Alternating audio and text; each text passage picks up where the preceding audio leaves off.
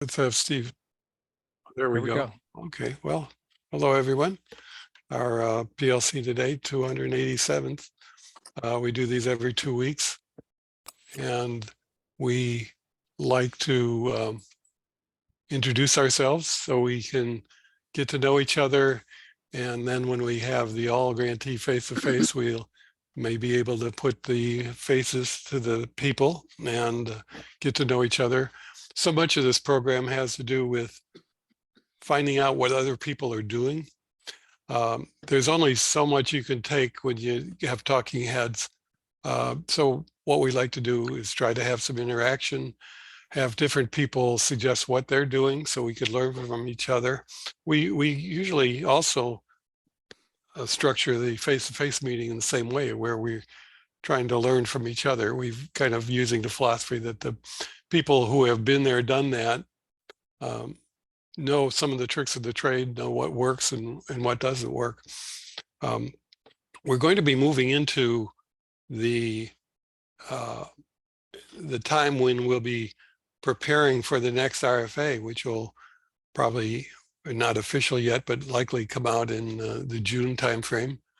Very similar to what happened last year. Of course, these things are always variable, but we're going under the assumption that the RFA will be very similar, 5-year, 500,000, and we're going to be prepping people. We'll be doing two things. One will be talking about all the critical issues that job training grantees face as they run through their program.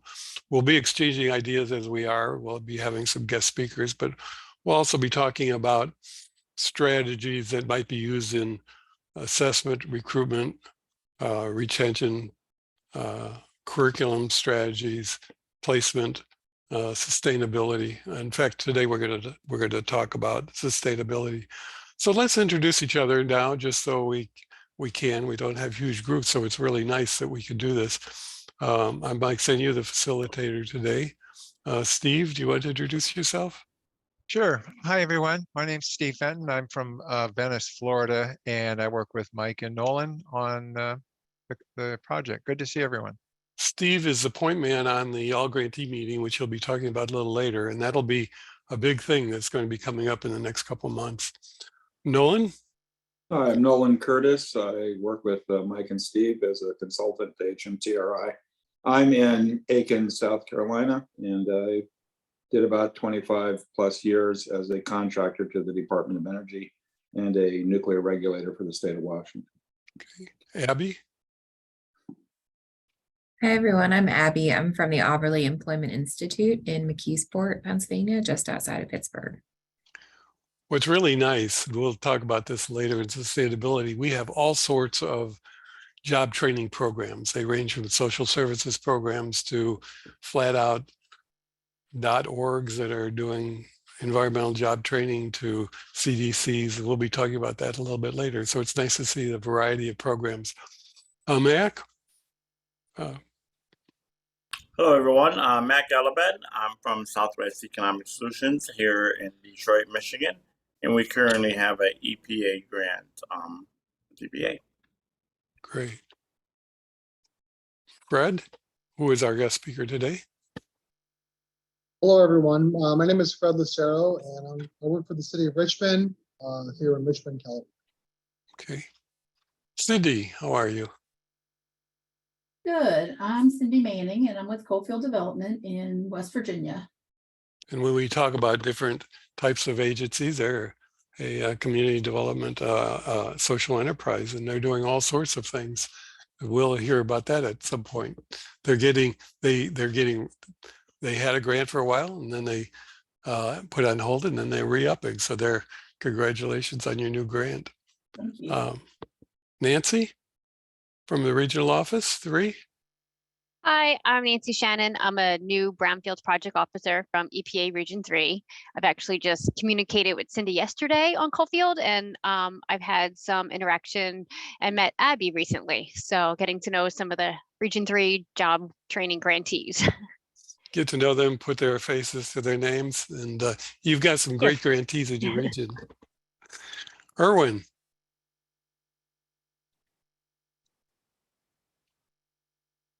That Aaron, Mike? Aaron, maybe that's right. I did mispronounce it. Aaron No Hernandez. worries. I'm sorry. Yeah, it's okay. Hi, my name's Erin Fernandez. I work at Groundwork Denver. I'm the Green Pathways Project Manager, so supporting youth leadership development and young adult green workforce development. Great. Another different model that we'll be talking about. Paula Grady. Let's see here. Hello, Paula. everyone. Hi, hope everybody's doing well. I am Paula Grady, Program Manager for OEI Incorporated in Chicago, Illinois. Fantastic. Another exemplary program, which we had a few PLCs ago. Great. Lois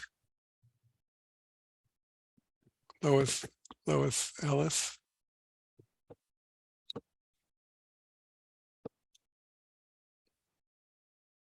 There she is. You want to put your speaker on, Lois? There's a little button there. There Okay. we go. All righty. Hi, everybody. Tell us a little bit about where you're from.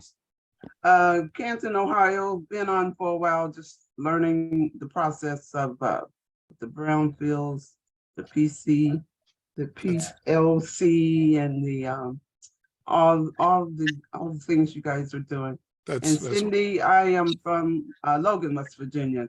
So Country Roads, welcome aboard. There we go. That's where we like to hear from people that are learning about the program. All right. Thank Jessica Guzman.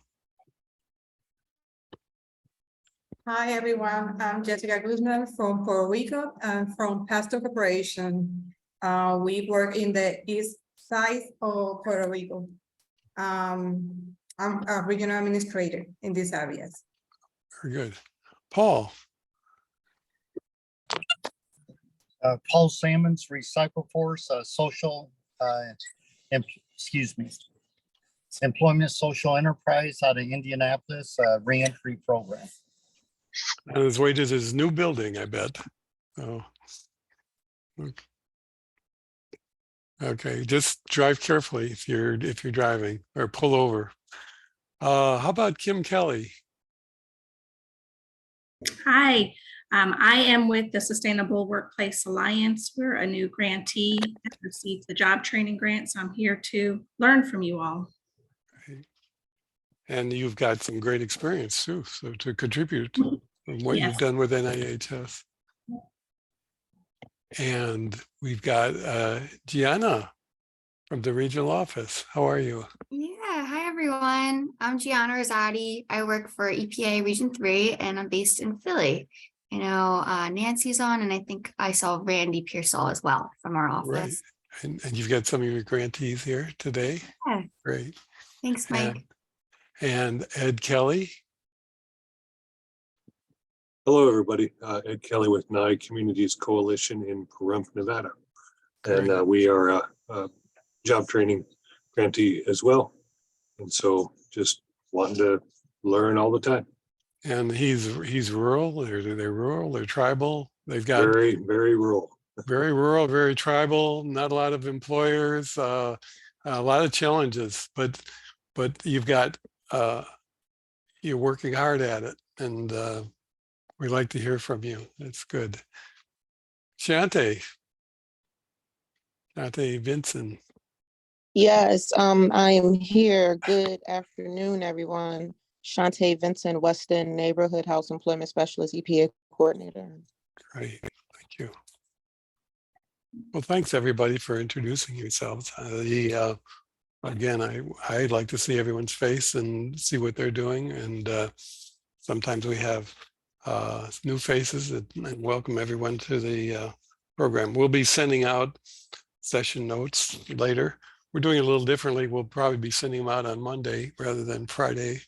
We're going to polish them up a little bit more before they get sent out. We send them out in an email and then as a PDF that's attached to the email. And they usually have a lot of the links that you might be interested in that we talk about during the day. So with that, I'll turn it over to Steve with some announcements and some new announcements. Steve?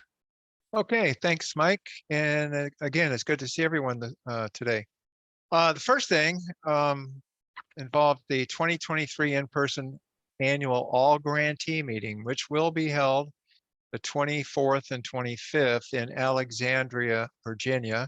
And I think I mentioned last time, the last PLC, that we do have a host hotel, and that hotel is the Hilton Alexandria Old Town. And we have a contract signed. We have registration information prepared to go out. And we also have a registration form for the conference that you'll be getting along with these notes that will be coming to you sometime in the next week or so.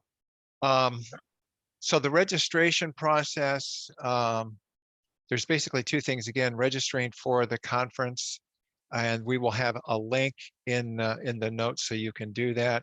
And also with the hotel, it's kind of a two-step process, or you can either register online by clicking the booking link that we're going to provide, or you can call in to the Alexandria, or even and go through the national 1-800 Hilton phone number as well. And the group code is HMTRI. And that information again will be in the notes.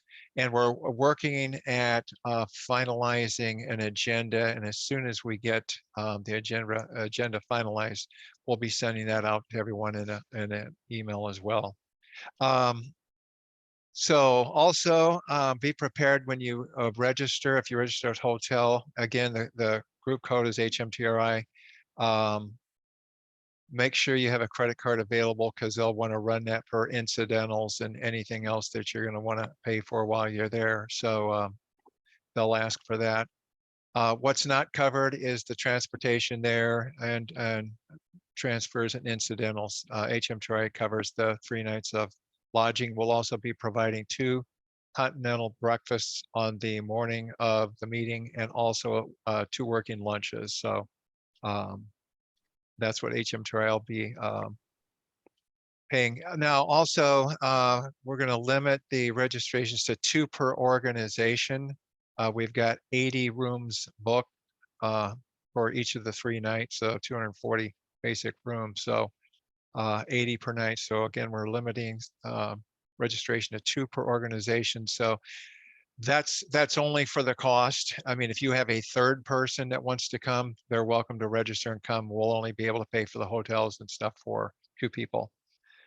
Also, the Brownfield National Conference, again, that's another date to have in mind, August 8th through the 11th in Detroit, Michigan. There's nothing on their website yet about hotel. I do know it's going to be at the Huntington Place Conference Center in downtown Detroit.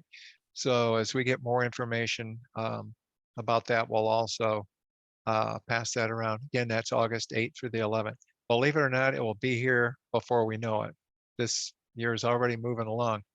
And in conjunction with Brownfield's 2023, the 2023 Phoenix Award nominations are open, and the nominations are due by April 17th. This year's awards will once again celebrate exemplary projects in Brownfield's redevelopment from across the country and recognize the people that make them happen. So do you know of anyone you want to nominate? I mean, you can even nominate yourself or have somebody nominate you too, because they do acknowledge job training grantees.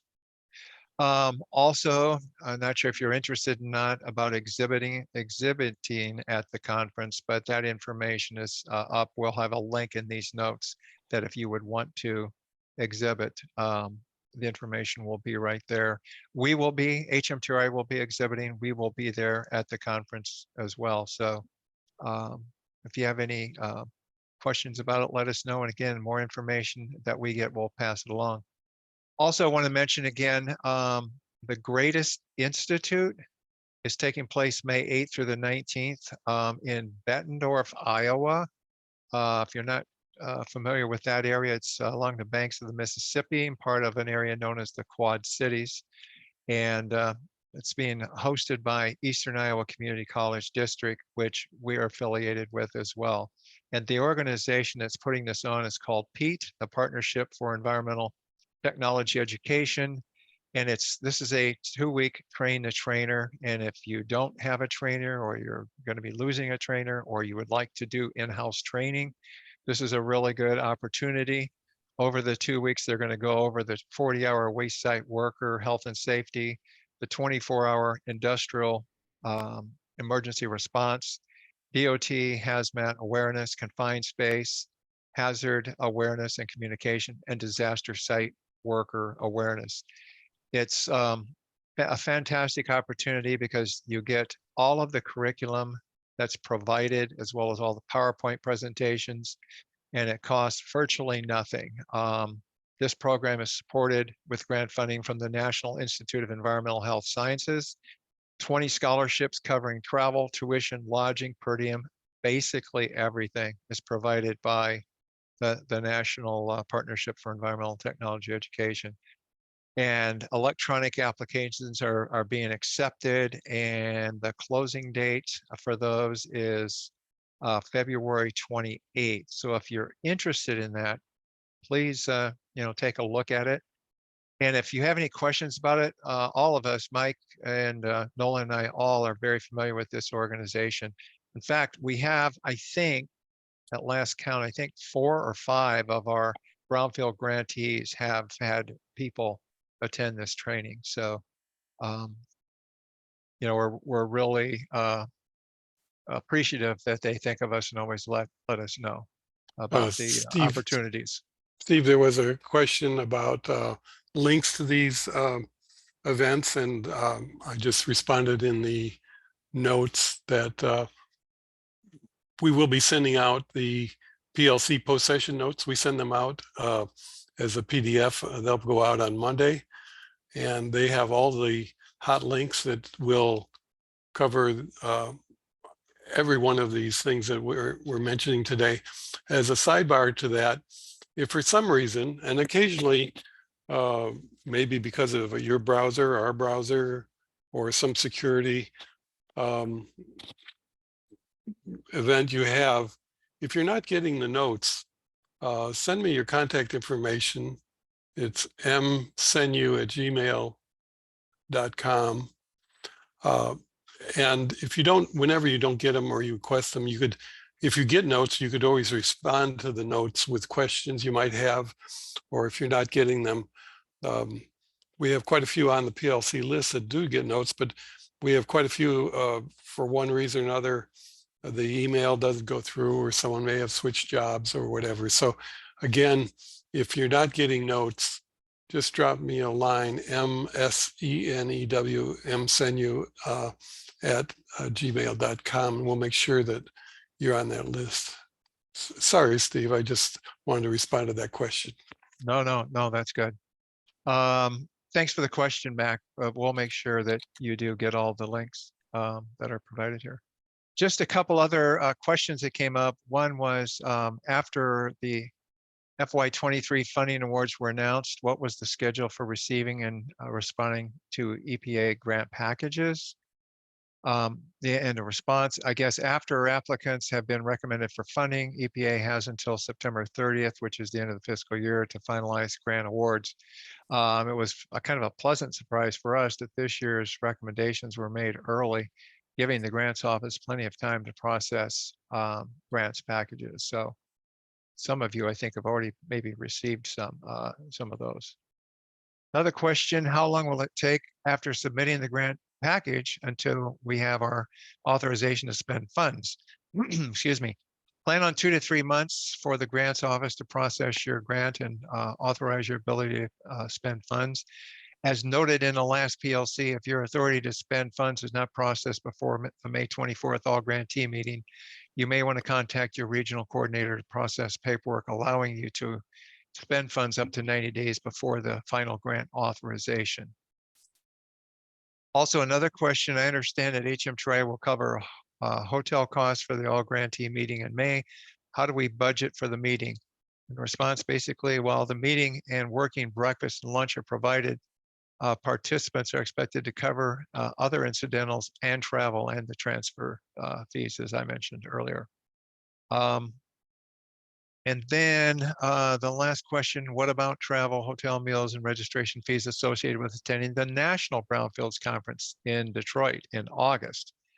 Hopefully grantees have included attending the annual all grantee meeting and national conference in their proposal and travel budget. If you have not sufficiently budgeted for both events, EPA suggests you contact your regional coordinator who can work with you to reprogram those travel expenses. Well, those are just a few of the questions that have come up. So Mike, I guess back to you. Yeah, okay. Well, thanks, Steve.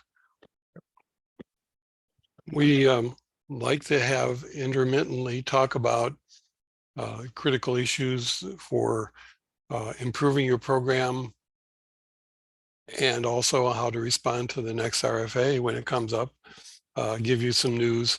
But we also acknowledge that the people most knowledgeable about running these programs are you, people who have operated them for a while. And our guests today, they have a super program. They were actually one of our oldest programs. They were one of the pilots back in 1998, job training pilot when this program started. But they were on hold till about 2009. And Richmond Build has had 8 re-ups. In other words, they've had a renewed grant in a competitive environment every year since 2009, and they just received a grant in 2023. And it hasn't always been smooth sailing, but they know, one, how to set up a program. They know how to write a good grant. I understand they just got hit with some news that their terminal, the Port of Richmond, was canceled. Their 14-acre redevelopment that had a lot of job training opportunities, but they've been there, done that, and handled it before. So with that, I'm going to turn it over to Fred, one of our favorite grantees. Fred, do you want to take it from there? Hello, everybody. Good afternoon. My name is Fred Lucero, and I manage Richmond Build and Richmond Youth Build. So I manage 2 programs. And the background on Richmond Build is 2006 was probably one of the most violent summers in Richmond. There were 42 homicides in the span of 3 months, and we needed something to remedy the violence, and we thought about going after job training grants. And, we were awarded our first grant in 2007. Our first class was April 23rd, 2007. And then a couple of years later, we applied for the Brownfields Training Grant, EPA. And we've been very fortunate to be refunded. But our primary background is job training, violence reduction program for the citizens of this town and for the area. We have case managers, we wrap around case services for students. We help job placements. We help them with, and we're funded from different other funding streams. And so we use different funding streams for different things. And so we provide a lot of services to help get our folks that are coming to the program back on their feet and pointed in the right direction. And one of the things that I believe sincerely is that nothing stops a bullet like a career. And so when students from our program go to work and get back into the swing of life, they lead very productive lives. Our target community is primarily the reentry population, women in non-traditional roles, at-risk youth, people in career changes, people that may be precariously housed or homeless. We work with our local rescue mission, juvenile hall. We attend various PAC meetings for parolees and stuff. So we really try to get those individuals that have been marginalized, looking for a second chance, into our program. And again, pointed in the right direction. As I mentioned earlier, we are a violence reduction program. That's been our primary focus since day one. And so that's, we have direct entry with a lot of the trades. I call them the big 5. carpenters, laborers, iron workers, plumbers, and steam fitters, and heat and frost. And a lot of those trades, the big five, actually need people with House WAPA 40 certifications, and as well as other green safety certifications like confined spaces or traffic control, which all kind of all come into play because it helps our job placements at the end of when the students are done here. Our curriculum is obviously, we do have the House WAPA 40 training services. We use the carpenters training curriculum for the majority of our program that they give us direct entry. We also work with green employers, companies that work with environmental remediation job sites. And one of the biggest things that we did here in the city, there was a program called the Solar One Project, which was spearheaded by Marin Clean Energy. Marin Clean Energy asked that we do local hires of 50% Richmond residents, and that RichmondBuild would be the primary recruiting candidate pool for our students. Actually, we've that job went very well. It was 68 to 78,000 solar panels on 60 acres of land. That was a Brownsfield site, former Brownsfield site. Well, it is a Brownsfield site, but it was given to MCE by Chevron as part of their modernization project. And we've turned that, just kind of an eyesore, into beautiful site of harnessing the sun's energy and taking off the road 3,000 cars. I think it's monthly or daily or something like that. 3,000 homes are powered. 50 students from RichmondBuild went to work, connecting solar panels and just doing all kinds of great things. So our relationship with our employers, with the unions, that's kind of been a very good strategy that we've been able to kind of cultivate over the years, in that it takes a long time to build these relationships up. But once they've been established, they know who to turn to when it comes to hiring needs for remediation jobs, solar jobs, construction jobs. All that EPA training has more than just one avenue for our graduates to use those certificates in. Our recruitment and our screening process, we use a lot of social media. We have a Facebook page, an Instagram page. We also have been around long enough where it's word of mouth. So we have brothers and sisters coming through the program. We've had fathers and sons. We've had mothers and sons, mothers and daughters, friends of a friend. We've had international students who moved to Richmond from other countries come here. The actual process to get in the program is kind of tough. We all know that solar jobs, green jobs, construction jobs, they're not easy. And so we want to make sure that we have the right person in place for that career. And one of the things that we do is we do an orientation. We also do a math test, a TABE test. We also do a physical agility test. We want to make sure that the folks that come through our program can handle the work coming at them. So we put them in confined spaces. We have them climb ladders. We have them lift wood. We have them lift solar panels. We have them move cinder blocks. We want to make sure that before they start class, that they know what's coming at them. And our leverage services, we are a city-funded program, but we do not use city dollars for our training program. We leverage our funds through different grants, through the building that we have. We just do a lot of different things to keep the program going. And one of the good things about doing this for a long time is we've kind of built a good reputation up over the years, but it still doesn't mean that we can rest on our laurels. We're always looking at ways to improve the program, to help students get ahead in life, and then that kind of transcends into the community. My advice to new grantees, if you're awarded, is to just make sure that your quarterly reports are turned in on time, that your drawdowns are adequate, and that they you don't fall behind in them. That establish good relationships with city council, neighborhood organizations, employers, the trades, because it all really just helps the students that complete our programs at the very end. That's super important because that's who we serve at the end of the day. And a big shout out to my EPA handler,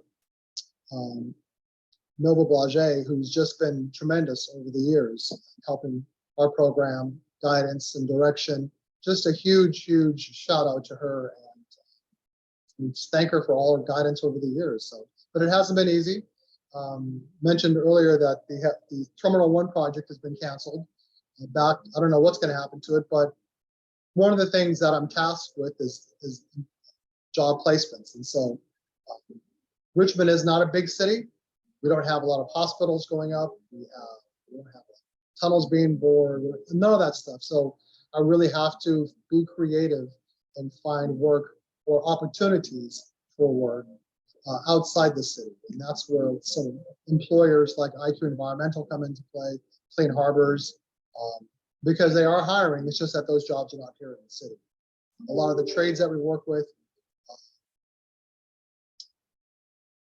same thing. A lot of those projects are across the bay in the city, South Bay. So we just want to make sure that the individuals, when they come in here, they have the opportunity to succeed when they leave here. So that's kind of what we do in a nutshell.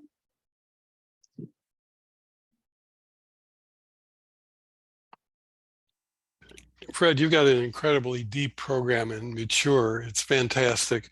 I've got a question that pops up for all grantees across the country, and it's different. We talked about Fit to Serve. Nolan addressed that last week. How do you handle drug testing, or do you handle it, or both on the recruitment and throughout the program, or do you leave it up to the employer? It's kind of a mixed bag of different solutions that we use. A long time ago, we did test, and we found students were masking their urine.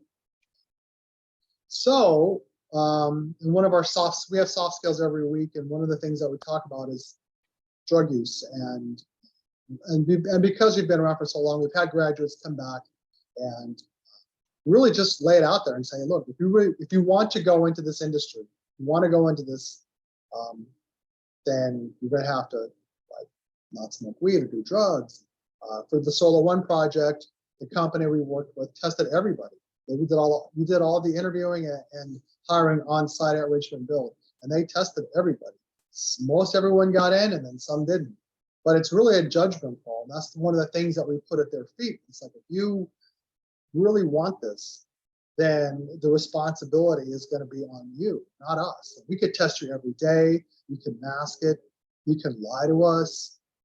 But if you're only lying to yourself at the end, if you say you go to work and you're working 4 or 5 years and you've accumulated some things and your life is good and you test dirty, and then then you lose it all, right? So we really have to be very honest and transparent about the outcomes of testing dirty and what happens. And we're not even talking about hurting themselves or hurting somebody else, because that can happen too if you go to work under the influence of alcohol or drugs. Interesting, because you're in one of those localities where it's as liberal as any place in the country, and it sounds like the way you're approaching it is through awareness and education.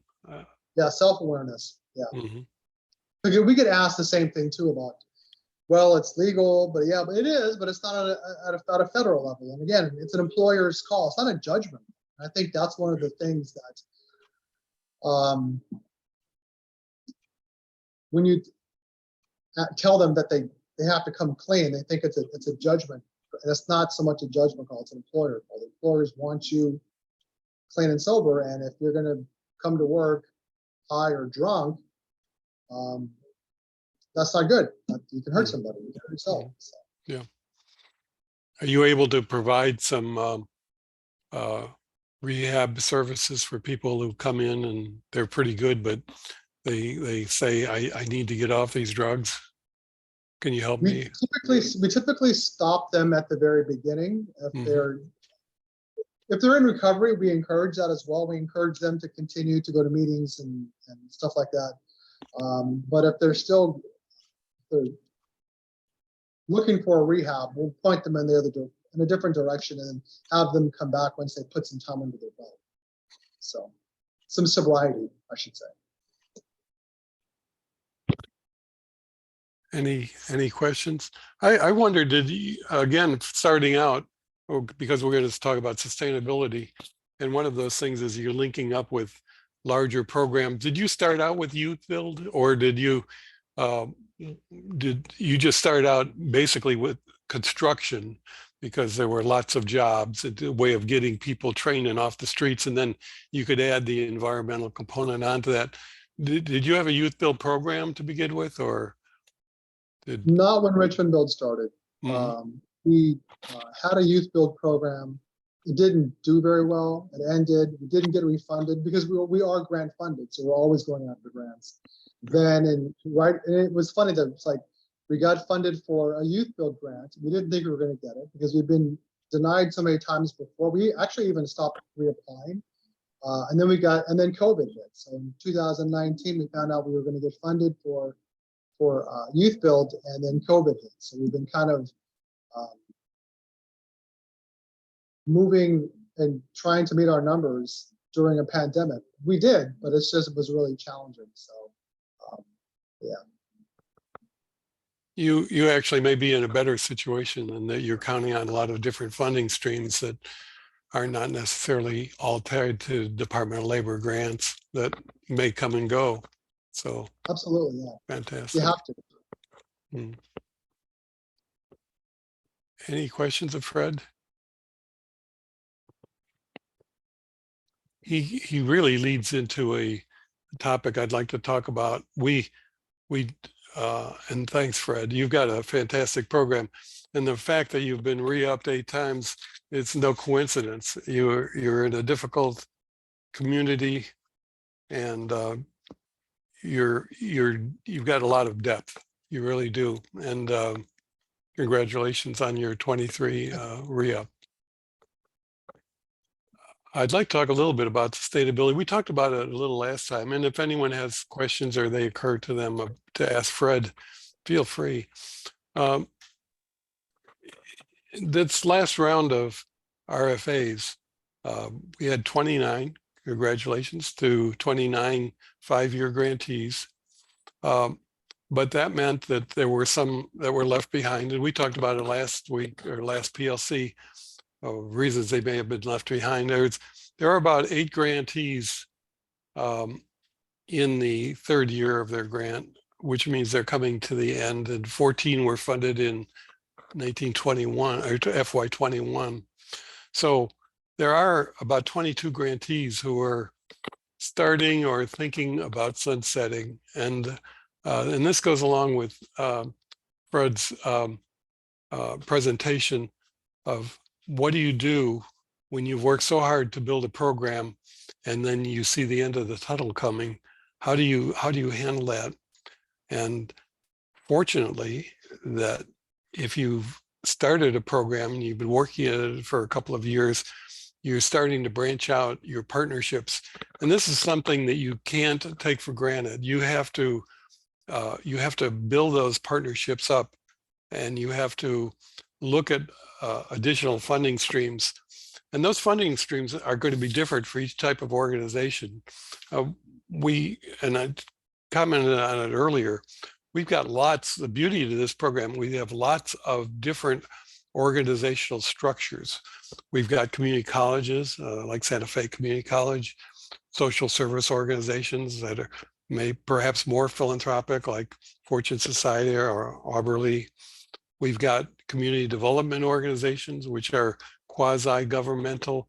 They're all different. We've got WIBs that are applying and receiving BJT.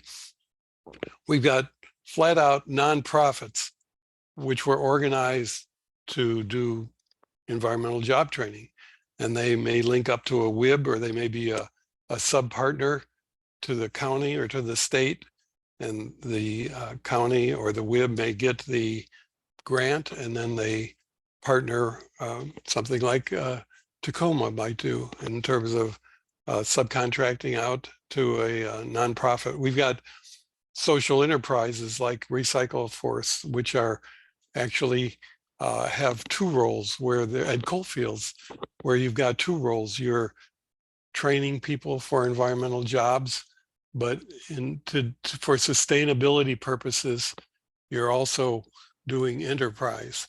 And what Paul's doing in Indianapolis is a perfect example of supporting your organization on the .com side and using your .org side to train people and to place them and being able to exchange between the two. So we've got a lot of different types of organizations. We've got the very large nonprofits like OAI that have many different things going. They may be doing grants with hospitals. They may be doing something in bioremediation. They may be doing things with other governmental agencies like NIHS. And then we've got some that were even started by consulting firms. Like you take Zender or Limitless Vistas, who were doing, initially they were doing environmental remediation, and they needed people that were well trained to provide the services that they use in their consulting firms. And they were able to dovetail off of the BJT, the job training program. So what I'm saying is we've got a lot of different types of organizations, and each type of organization that you have may influence how you want to beef up your organizations as you go, and whether ideally you don't want to be reliant on this one grant that may last 3 years or maybe 5 years, and when it ends, everything that you've built up and your reputation and your partnerships have to go away because you can't support it. So the question is, how do you do that? And it's what Fred said. It's basically constantly looking for what grants might be available, what opportunities are there, and those grants aren't necessarily just on the federal level. They offer on the state and local level. In fact, those can be some of the best grants. Those people who are fortunate enough to get into the appropriations process, as for example, Jobs for Youth may have done a long time ago, or New Jersey Youth Corps, they get into the appropriations process, and it becomes built in where they're in the annual budget. And when you talk about sustainability, that's the ultimate in sustainability. So you want to look after what funds are available in your area. Sometimes there's funds from HUD or DOL. These are federal programs, but by definition, they have a beginning, they have a period of operation, and then they end. Ideally, if you could move into these other streams of funding that are more local, that rely on you for a service, LA Conservation Corps, for example, that is working with the county in terms of cleanups in the county, to the extent you can maneuver.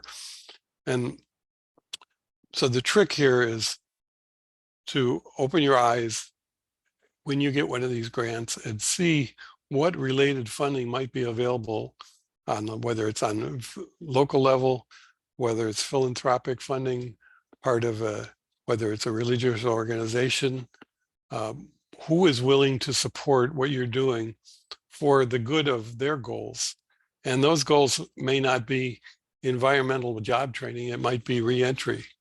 They may be very interested in reentry. Well, they may not really care so much about environmental, but environmental is a venue to get them returning citizens back into society with sustainable jobs. So what you need to do is look at those organizations and say, are there reentry funds available? What can I do? Are there women's organizations that are philanthropic, that are supporting women or women reentry? getting back into the workforce, or homeless? Are there organizations that are geared towards homeless? So what we're doing is we're saying, open your eyes and just don't worry so much about environmental from a sustainability point of view, but look at the job training and bringing people back into the workforce and how you can use environmental as a vehicle. And of course, you're adding it on to existing programs. In those cases, you may have a much bigger organizations that doing different types of social services, and you're adding environmental training onto it, as many of you are. There are also other things you can do if you find yourself in that third year and you're in a crunch and you reapply and maybe you have to sit out a year. We've had many grantees who have sat out a year, and many have been rescued by the state, where St. Nick's, for example, got a local job training program planning grant, and they were able to keep their team together. You want to keep your advisory board together. You want to keep your partners together, because you could use them when you're seeking these other types of funding. You may find yourself also in the dire case of having to continue your environmental program at all costs if you can. You may have to reduce your offerings. Maybe you're just offering HazWOPER. You may have to go to HazWOPER for a fee. And you may have to go to non-credit or training to business and industry, charging a fee. What I'm saying is, if you find yourself in dire straits and your program is exhausted, don't just close the doors. Think about possibility of going to industries and training the critical components: HazWOPER, lead, asbestos, confined space, OSHA 10, for fees. Some of our programs, you may want to offer refresher training for a fee. In other words, for graduates who have stayed in the business, you can offer those for a fee. Essentially turning your .org into a semi.com to keep the program going, and then reapplying. The beautiful thing about the job training program is it is an annual program, and before we know it, we'll be coming back for another RFA, and we'll be going through the grant that is going to take a while to write, and you have to be prepared and get your ducks in a line. So as far as sustainability goes, there's a lot of avenues, and what we're saying here is you've worked really hard to get your program going, and there's a certain amount of momentum you start to build up when your program is going. Keep your eyes open, as Fred says, and like many other of our programs that have been here a long time, the EPA money is frosting on the cake. It gives you a grant for a period of time to provide these environmental education courses, but branch out and see what you could do to enhance your sustainability by going to these other programs. In some cases, you may have to merge. You may find that you can link with a community college. If you're a small organization, particularly the tribal organizations, you may find that if you could link up with a community college and work with their non-credit people, you could get started. And you may be doing some pilot work. You may be starting, for those of you who are fairly new, you may be starting with just offering HazWOPER courses for a fee with non-credit in a community college. And then it gives you a base to start building your advisory board and start gathering your supporters and giving you an idea of what your program might look like so that you could apply for the RFA. You may find a social service organization in your community that you may not feel that you're ready to take this whole program on yourself, but you could link to them. And as we say, it's a lot easier to add one more car onto a moving train than it is to build a whole train. So to the extent that you can you could build your program from there. You'll be way ahead of everyone else. And you could take it slow. If you don't get it this year, there's always next year, and you could reapply for it. So I think from that sustainability point of view, we like to look at the long term, not the short term. We don't like to just look at this one BJT grant, but rather a system of grants that includes BJT as part of this ecosystem that may include, depending on what kind of program, social services, it may include carpentry, it may include some sort of jobs for youth, it may include a reentry program that will carry you on for many years, whether or not you get the EPA program. So any questions on that? Fred, you guys have done a great job, and I think you're always have your eyes open for what's the next grant, right? Yes, we do. And I appreciate this opportunity and being able to share our experience with everyone, because I think, it does take a village. It really does. That's a corny saying that's been said way too many times in the past by various politicians, but it really does, at least where I'm at, it takes a village. So, and the EPA is huge. They're a huge part of that. So They have built you have built an ecosystem basically, and that it's a great way to do this. Thank you. Nolan was going to talk about some awareness of some things that aren't necessarily environmental job training programs. Do we want to do that today, or do we want to save it till next week, Nolan? Or I think we should go today. I think it builds on what you were just talking about. So okay, I think we're ready to go. So, okay.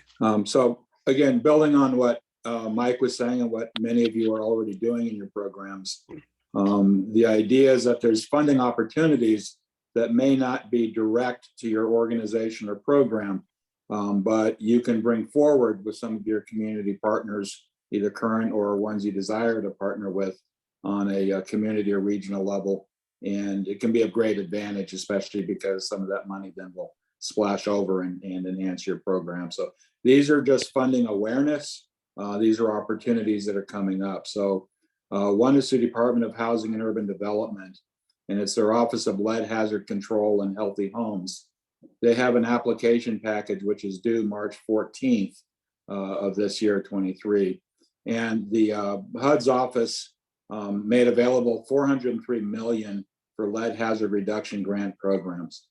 And the grants are for evaluating and mitigating threats from lead-based paint hazards in privately owned pre-1978 housing that is not receiving federal assistance.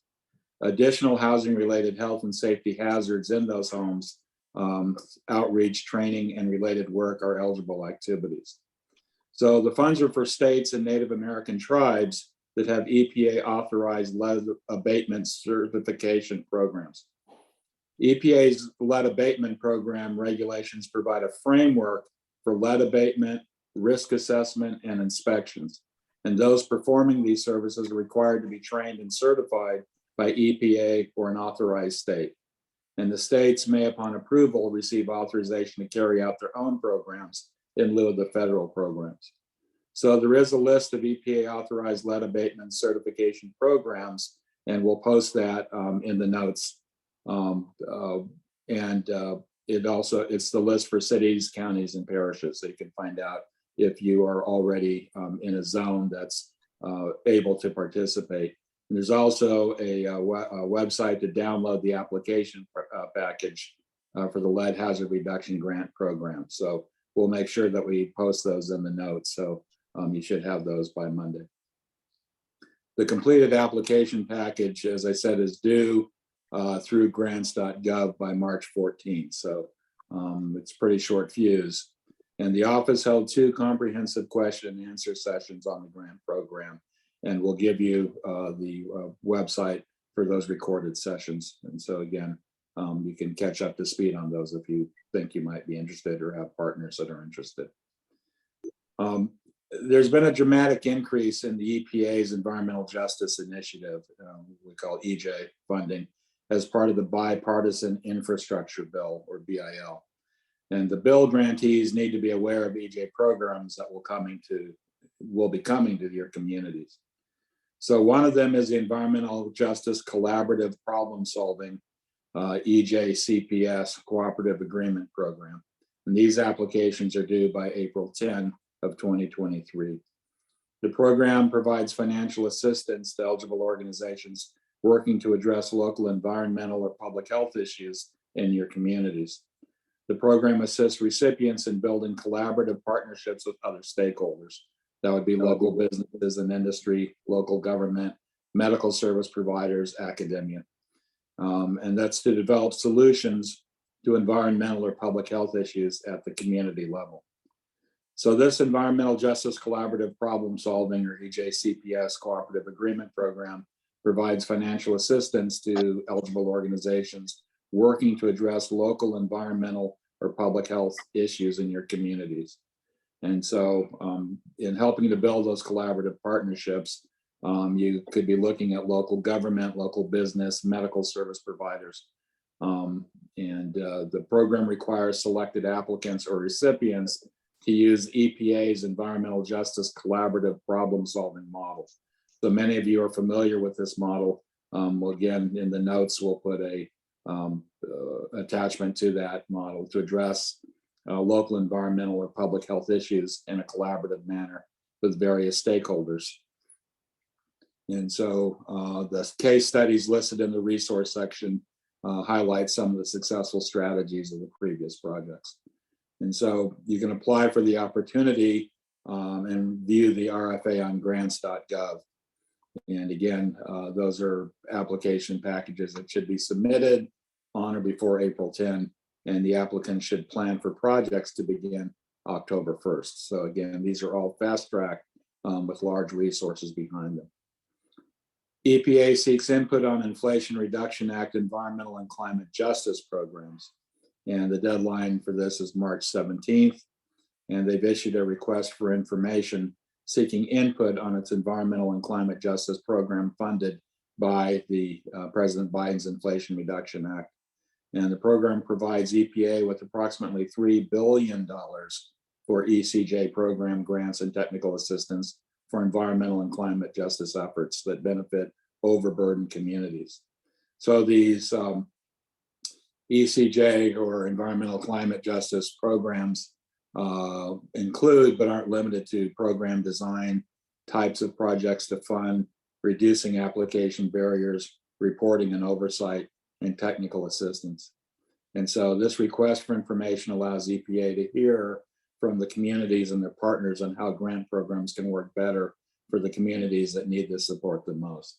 So essentially, they're looking for help. They have a lot of money. They're trying to get it out through the pipeline to people like you, and they need your input on what it is maybe they need to do different, better, or more of in order to make that happen. And so we will also give you connects to the websites to get more information on the Inflation Reduction Act and to learn more about environmental justice at EPA. There's also increased funding for Superfund cleanups, and the bipartisan law allocated $3.5 billion towards Superfund cleanup. And so EPA on Friday announced an additional $1 billion in funds from the BIL, that's the bipartisan infrastructure law, to be used for cleanup efforts at 22 Superfund sites. So some of you may have programs or initiatives that are at or adjacent to Superfund sites. And the law was written to address environmental justice issues. This is the second $1 billion round of funding following an initial wave in December 2021.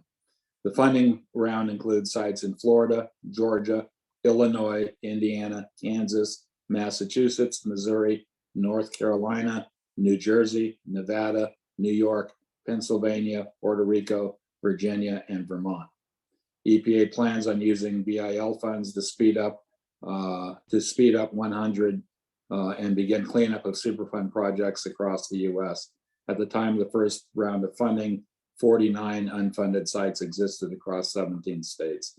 So having worked at several Superfund sites in the past, it was very difficult to get EPA or other funding because there was such a large sort of shine, we call it, from the federal funding, usually coming out of Department of Energy or Department of Defense or other agencies to clean these up. So that's changed because there are a lot of sites that need cleanup that aren't part of the Superfund, but are located at or adjacent to the Superfund sites. So this does represent a new opportunity, again, if you have communities that are near or affected by those. So we'll again make sure that we have all of the different websites and URLs and things in the notes, and you should expect to get those Monday.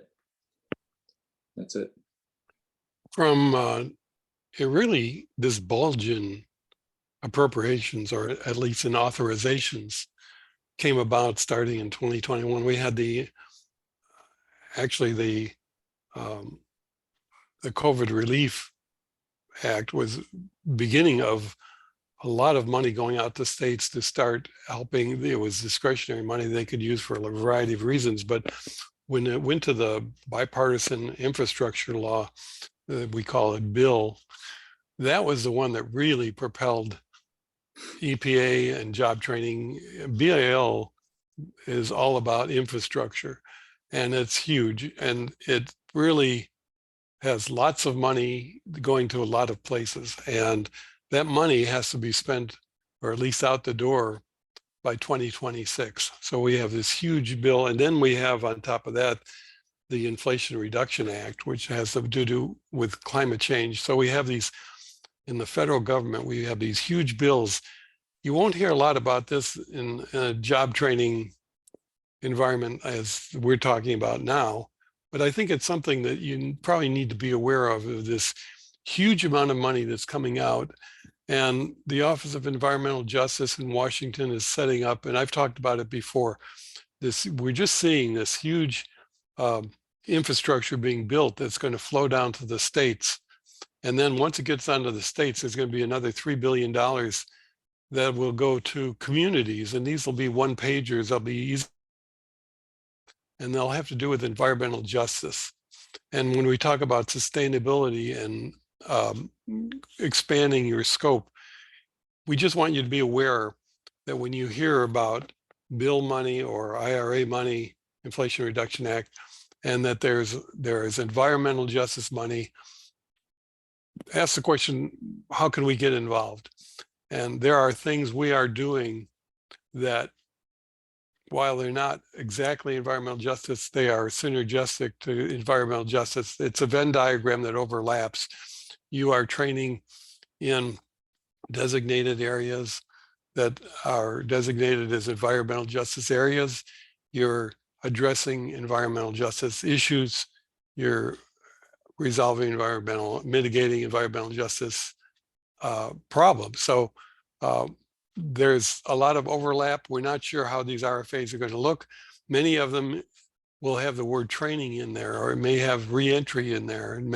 So whenever you see something coming down the stream, put it on your radar and see if you can get involved in it some way, because there will be lots of money and lots of rewards in that area.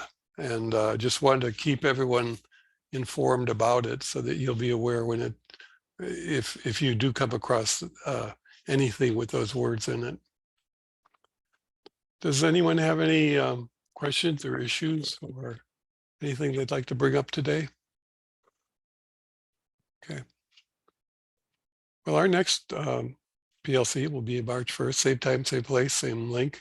As I said, if you're not getting PLC notes, just send me your contact information. I'll put you back on the list. I hopefully will not be blocked by security on your internet system, but we try to get those out. But occasionally we'll get returns on them, so they may or may not kick you off occasionally. Anything else anyone would like to talk about? Okay, Steve. Steve, I think you could end this meeting.